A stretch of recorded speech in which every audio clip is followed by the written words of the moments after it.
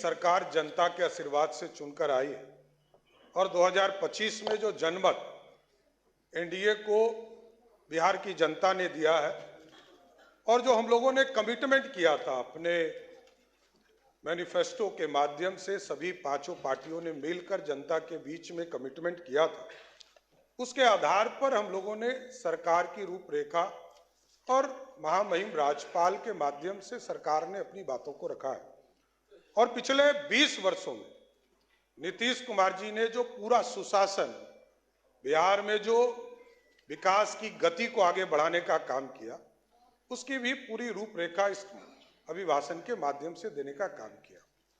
जहां हम मेडिकल के सेक्टर में 2005 में, अभी हमारे साथी मित्र सर्वजीत जी बोल रहे थे, बिहार में अंग्रेजों ने 2 मेडिकल कॉलेज बनाए थे और 4 कर्पूरी ठाकुर जी और संयुक्त सरकारों ने 1978 में बनाने का काम किया था, 78 और 67 में किया। उसके बाद कोई भी मेडिकल कॉलेज 1978-79 के बाद 2008 तक एक मेडिकल कॉलेज नहीं बना, चाहे वो कांग्रेस की सरकार रही हो या राष्ट्रीय जनता दल की सरकार रही हो, कभी बना नहीं।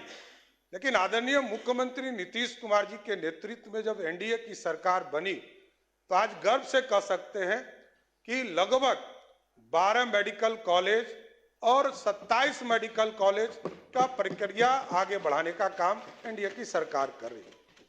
और कई चीजें हमारे विरोधी पक्ष के साथी ने आरोप लगाए, मैं क्योंकि हमारे सारे चीज हमारे माननीय मंत्री और माननीय विधायकों के माध्यम से आपके पास आया, मैं 2-3 चीजों पर बड़ा स्पष्ट बताना चाहता हूं। ये लोग बार बार बोलते हैं कि सुशासन, यह नीतीश कुमार जी ने सुशासन स्थापित किया। यहां कोई बुलडोजर इशू नहीं है, ना मेरा नाम बुलडोजर है, मैं सिर्फ सम्राट चौधरी के नाम से जाना जाता हूं, इतना स्पष्ट रहिएगा। और बिहार में न्यायालय ने तय किया, न्यायालय ने यह पूरी व्यवस्था खड़ा किया, जिला प्रशासन को निर्देश दिया और सभी जगह जो अतिक्रमण है इसकी कार्रवाई चल रही। माफिया पे तो कार्रवाई होगा ही, चाहे वो जमीन माफिया हो, बालू माफिया हो, शराब माफिया हो, नीतीश कुमार जी के नेतृत्व में कोई बचेगा नहीं, इतना जरूर गारंटी देना चाहता हूं। और कोई भी गरीब हो, एकदम सरकार तो जमीन भी देती है।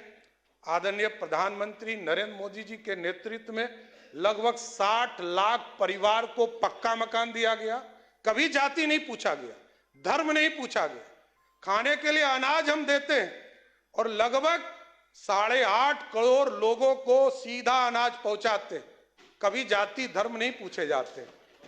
और सारे चीजों को, वो तो आप माननीय विधायक हैं, वो ज्यादा जान रहे हैं, उचित फोरम पर आप दीजिए, जरूर जवाब मिलेगा। और जिनकी जहां भी अभी मनोहर जी ने कहा कि एफआईआर बिना पैसे का नहीं होता है, तो डीआईजी रहे हैं, लगातार पूरी जीवन जो है पुलिस में ही उन्होंने व्यतीत किया है, तो अपना अनुभव सरकार को शेयर कीजिए। एक एक व्यक्ति से भी पैसा लिया जाएगा तो जरूर उसको बर्खास्त करने का काम नीतीश कुमार की सरकार करेगा साथियों। और कुछ लोगों ने कहा कि रेलवे, अरे सरकार का दायित्व है। 2022 में लगभग 6000 स्पेशल ट्रेन चलाएगी, 2023 में लगभग 7500 रेलवे का स्पेशल ट्रेन चलाया गया, 2024 में आपको लगभग 9500 रेलवे का स्पेशल ट्रेन चलाया गया। और इस बार हम लोग गए थे, स्वयं गए थे, मैं गया था, केंद्रीय मंत्री ललन सिंह जी गए थे, संजय झा जी गए थे, हम लोगों ने जाकर आग्रह किया कि बिहार के लोगों को दिक्कत नहीं हो, यही लोग दिखाते थे। विरोधी पक्ष ही कांग्रेस के लोग, राजद के लोग दिखाते थे कि जो बाहर से लोग आते हैं उनको दिक्कत होती है। इस बार 12,500 ट्रेन बिहार में स्पेशल चलाकर बिहार को लोगों को लाने का काम किया। और स्वाभाविक ये लोग अब इस प्रश्न उठा रहे हैं, जिसने इलेक्शन कमीशन को पॉकेट में रखा है, लोकतंत्र की हत्या की है, और नीतीश कुमार जी यहां मुख्यमंत्री हैं। यदि जेपी आंदोलन में जेल नहीं गए होते तो आज इतना बड़ा लोकतंत्र का नेता नहीं बने होते। उसका कारण कौन था? कांग्रेस पार्टी। यही लोग बोल रहे हैं।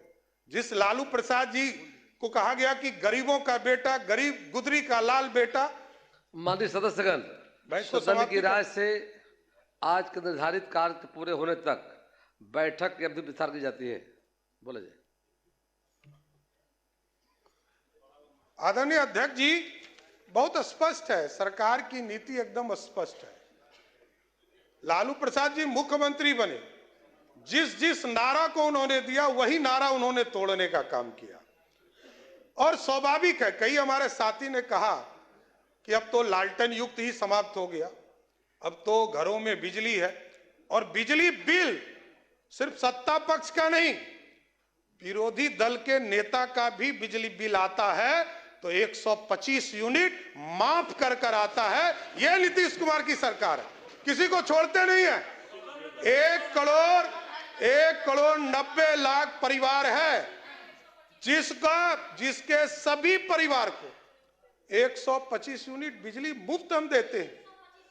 और जानकारी लीजिएगा और विस्तार से, आपको माननीय सदस्य अभी नहीं आई हैं, आगे और अब विस्तार से देखिएगा, सब्सिडी और अधिक देते हैं।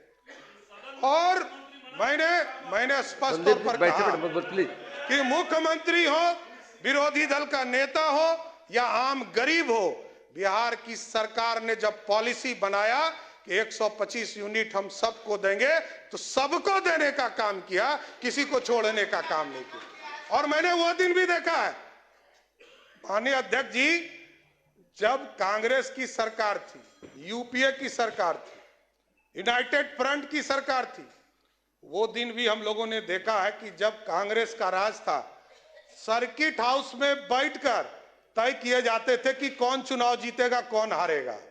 हमारे लोग तो 30 वोट से हार गए।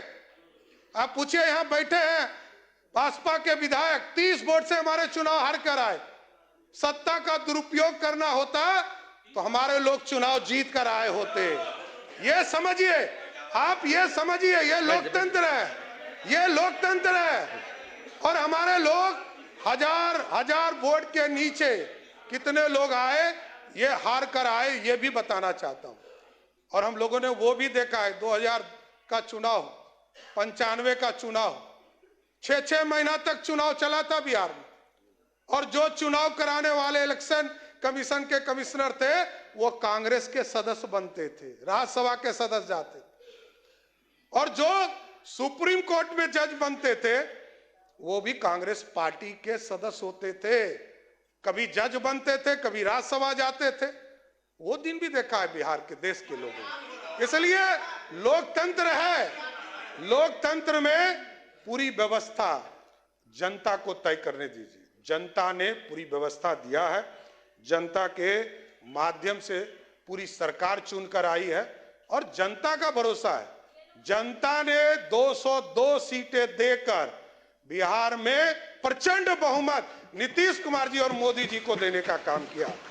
इसलिए हम लोगों ने तो पहले दिन से काम शुरू कर दिया है। अध्यक्ष महोदय, जब पहली कैबिनेट हुई तो न्यू टेक हब के लिए कमेटी बनाने का काम किया गया, न्यू एज इकोनॉमी के तौर पर एक कमेटी बनाने का काम किया गया, स्टार्टअप के पूरे ग्रुप्स को चलाने के लिए कमेटी बनाया गया, आर्टिफिशियल इंटेलिजेंस के लिए कैसे हम उसका प्रयोग कर सकते हैं, लोग दुरुपयोग नहीं करें।